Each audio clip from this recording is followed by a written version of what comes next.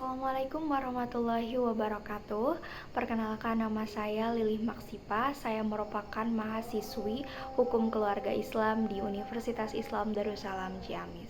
Dalam episode kali ini saya akan menceritakan tentang bagaimana dinamika komunikasi politik dan dampaknya terhadap masyarakat Islam saat ini. Sudah sepatutnya kita semua ketahui bahwa komunikasi merupakan suatu hal atau suatu skill yang sangat penting yang harus kita semua miliki, karena dengan komunikasi kita bisa menyampaikan informasi dan orang lain juga bisa mendapatkan atau menerima informasi dari diri kita. Begitu juga dalam hal politik, kita sering mendengarnya ada yang namanya komunikasi politik. Nah, dalam komunikasi politik merupakan jantung dari sebuah hal-hal politik, di mana komunikasi politik ini bisa menyampaikan pesan-pesan politik sehingga masyarakat dapat menerima apa yang disampaikan terkait politik tersebut.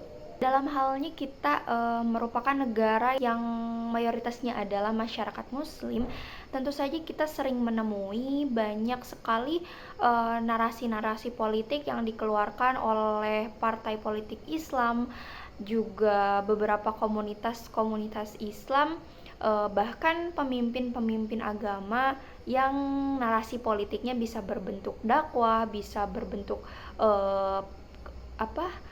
peduli terhadap kemanusiaan, isu-isu keadilan sosial, dan banyak lagi. Narasi-narasi tersebut tidak hanya kita temui secara langsung seperti dakwah-dakwah para pemimpin Islam, tapi narasi-narasi politik ini banyak tersebar melalui platform online seperti misalnya kajian di YouTube atau beberapa short video yang diupload di TikTok, ataupun pamflet-pamflet narasi politik Islam yang sering ditemui di X ataupun di Instagram dan beberapa media sosial lainnya. Tentu saja narasi-narasi politik ini mempunyai banyak respon yang variatif di masyarakat.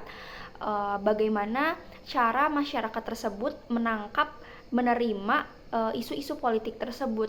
Ada yang betul-betul menolak, ada yang menerima. Hal tersebut itu biasanya dilatar belakangi oleh pengalaman, pendidikan, bahkan pemikiran setiap masing-masing individu. Nah, selain respon dari masyarakat, biasanya komunikasi politik yang berisi narasi-narasi politik ini memiliki dampak. Ya, dampaknya berupa perubahan seperti perubahan pemikiran, ataupun seperti dukungan yang tadinya tidak mendukung dan jadi mendukung, yang tadinya tidak tahu menjadi tahu. Itu merupakan dampak-dampak dari komunikasi politik.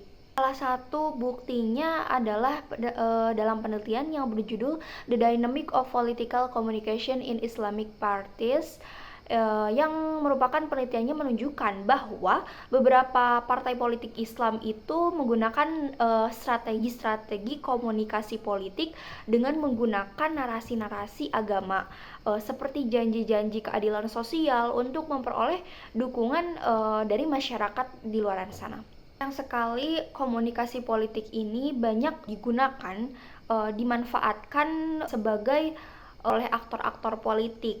Jadi komunikasi politik ini berisikan narasi tentang membawa identitas agama.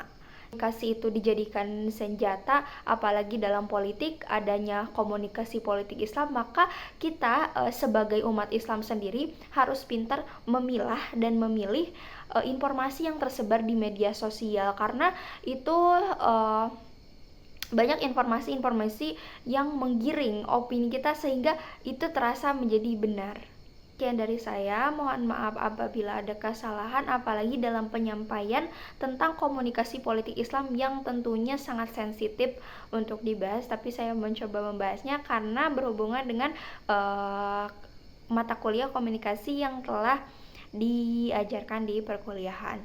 Terima kasih. Wassalamualaikum warahmatullahi wabarakatuh.